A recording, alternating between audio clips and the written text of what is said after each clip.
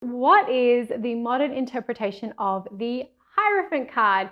And my answer is, hi my lovely tarot bumblebees, it's Ethony and welcome back to my channel. So today I'm answering your burning tarot questions.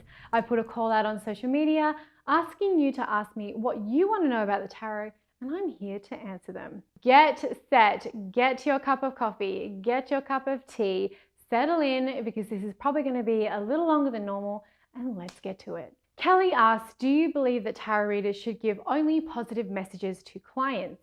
If the cards show something negative, should you read that to the client or should you turn it into something positive? Kelly, great question. And the simple answer to that is no, you shouldn't just tell people positive things and what they want to hear. What kind of nonsense is that? You're there to read the cards, the good, the bad, the messy, the clean, the ugly, the super attractive, all of it. Life is good, bad, ugly. It's messy. People are messy. And you need to be able to give that to your clients. Not only will you just be lying to them otherwise, but your reputation will get destroyed pretty steadily if you're the kind of reader who just tells people what they think they want to hear. So absolutely you should tell your clients what is really going on. As Rachel Pollack says, you are there to read the cards. So read the cards. If you struggle as a tarot reader to give harder messages to people and to deliver bad news, have that as something that you work on with your professional development so that it becomes a lot easier and you don't want to turn everything upside down and maybe lean the reading one way or another. I cracked out my absolutely favorite neon sign. For this one, this question is from Scott. Scott asked, do you believe that there is a difference between divination and fortune telling in tarot? There seems to be a bit of a love lost for the term fortune telling in the tarot community. Scott, this is a wonderful question, and really it is going to come up to the point of what every tarot reader sees divination and fortune telling as and what they believe the limits of the tarot is in regards to fortune telling and divination. For myself, I learned as a divinatory reader straight off the bat. So for me, fortune telling and divining are the same thing. You're either divining something, reaching into the liminal to find something that is unknown or unseen, or I am fortune telling by telling potential or likely futures or outcomes. They are to me pretty much the same thing, and they all are in this divination sort of scheme or umbrella or theme. But other people may not see it that way, and that's why it's really important as tarot readers to know what kind of readings and reader you are. The reason why fortune telling has got a bit of a bad rap is because of scammers and shitty neon psychics who are just trying to get money out of people and who aren't actually there to serve anybody but their wallets. And thankfully that is changing a little bit with people like myself and a lot of my wonderful, amazing, empowering colleagues doing the work and showing that tarot is more reputable and mainstream. But there is also the fact that the tarot has grown and evolved, and now there are lots of different types of clients and lots of different types of tarot readers doing a lot of different types of readings, coaching, healing, magic, or shadow work, all that kind of stuff. And I do all of that in my readings as well, but at the base of who I am is a divination reader, and that is my practice. So I hope that has helped answer your question. Amelia asked, how do you know if a tarot reader cannot read your situation clearly or they're in a bad place? Sometimes I feel as though readers are going through the reading with their lens and experiences going into the reading in a bad place. Amelia, this is a really great question and I'm probably about to hurt your feelings, but I believe it is not up to the querent or the client to be the one to have to tell whether the client is able to leave their shit at the door and not put their own biases and lenses on their own clients' readings. That is a skill, and it is what really separates the good or average tarot reader to the true professional. Tarot readers are not there to judge people's political leanings or to try to recruit them to a different side or make them change their minds through a single session. That is not what we're there for. We're there to read the cards and help the client that is in front of us to the best of our abilities. And if you're having a bad day, or if you've just been dumped by some douchebag overnight and you can't come to the table with a clear sort of space and objective heart, then rebook your clients. They will understand and do it later, but it is not up to your client. You may, Amelia, find that if you have a reading and it's not about you at all and they are clearly projecting some of their stuff, I would ask for a refund if you paid for it, and then, maybe not go to that reader again, or at least give them the feedback that you feel as though there's some interference energetic wise. But again, it's not up to you. You shouldn't be the one who has to do that. And I hope that helped answer your question. Nicole asked, is there an easy way to learn reversals?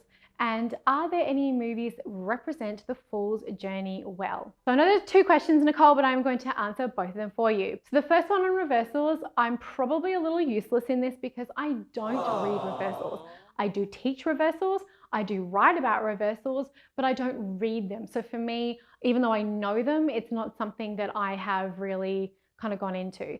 But something that I do teach is you can get a tarot deck. I recommend one that you don't love. Please do not write on the deck that you absolutely love. Go out and get a secondhand copy of a deck that is regularly available. Make sure it's not like an out of print one before you go writing all over it. And actually write keywords on the top of the card and on the bottom of the card.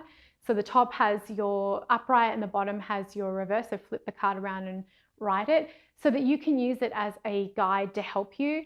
There are a few decks out there that actually already do this for you, and one that I do know of is Madame Clara's decks, and she has the upright and reverse, and also the Easy Tarot. I'm not sure if that's still in print, but you can find decks that do that.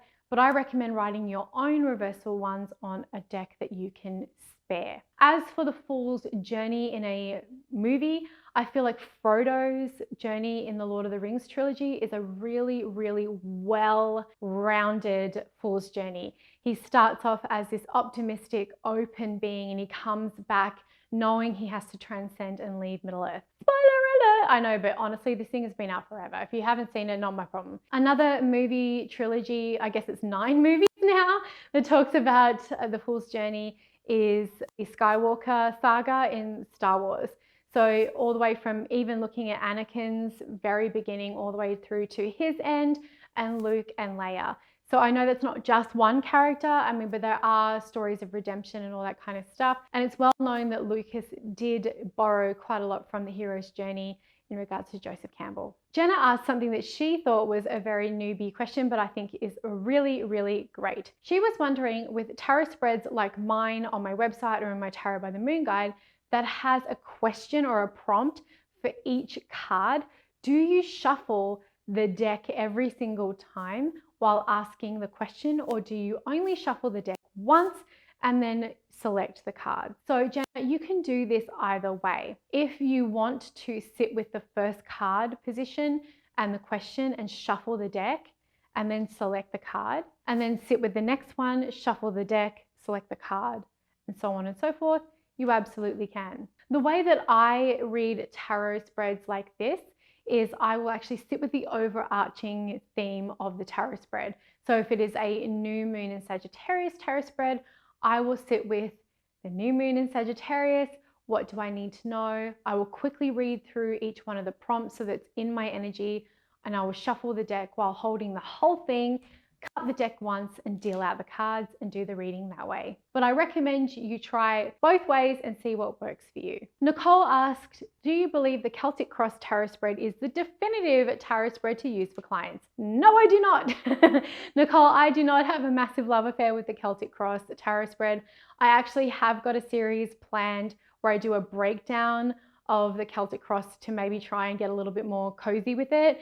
But I don't believe it is definitive. It is a classic and a lot of people love it, but I find it a little clunky. Thing is that I also teach it, but it is a wonderful kind of spread to understand, at least, because a lot of people use it in their readings. But the best tarot spread for your client is the tarot spread that's going to help them get clarity and get the answers they need. And whether that is the Celtic Cross, a 3-card spread, or something you custom make, only you will be the one to be able to answer that. Annie asked, when you are looking at the prompts in a tarot spread, do you ask yourself all of the questions out loud, or in your head, or one at a time. She also wondered if I ask each question and pull a card. So hopefully the answer before answered that part, but a very good question about, do I ask those questions out loud? I usually hold the energy.